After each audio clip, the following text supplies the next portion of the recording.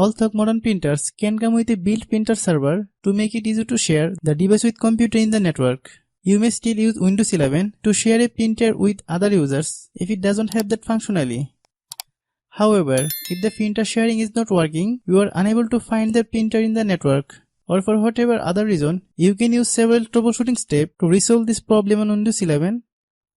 Hello guys, and welcome back to my YouTube channel Shaem Tech BD. Today I will discuss how to fix printer sharing with Troubleshooter on Windows 11.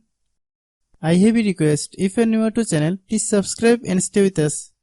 Open Settings. Click on Bluetooth and Devices. Click the Printers and Scanner tab.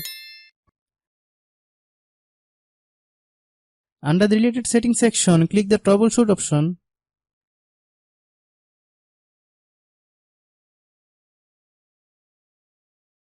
Click Apply this fix.